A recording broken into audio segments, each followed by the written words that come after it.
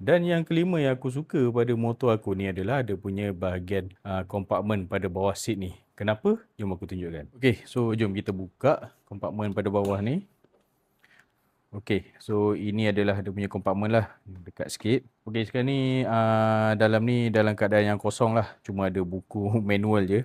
Itu pun dah terlipat dah. Ini adalah dia punya ruang kompartmen pada bahagian bawah seat lah. So kalau nak tanya aku, bagi aku ini memang sangat besar lah. Aku tak comparekan dengan maxi scooter ya. Ini aku nak comparekan dengan skuter-skuter yang ada enjin dekat tengah.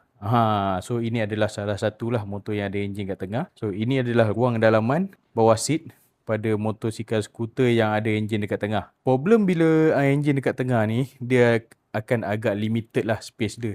Sebab enjin dia dah kat sini. So ini pun tempat tangki minyak dia. So kebanyakan dia, ruang dia memang lagi kecil daripada ni. Serius. So apa yang aku suka sebab ruang bawah ni boleh muat aku punya helmet dan juga apa-apa aku nak letak lah, baju hujan ke. So aku letak contoh. Ini adalah helmet aku lah, helmet full face. Ini adalah helmet Scorpion lah.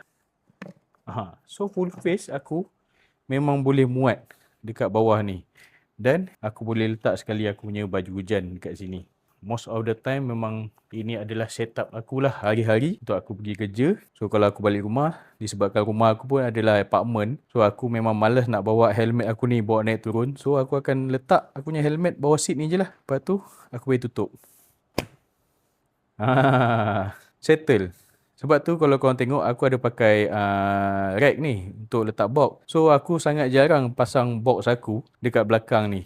Memang most of the time aku akan buka lah. Bila aku nak jalan jauh je, baru aku akan pakai box aku lah. Bagi aku memang sangat-sangat convenient lah untuk motor skuter yang enjin dekat tengah dan juga pakai sistem mono. Ruang dalaman dia bagi aku memang sangat besar lah.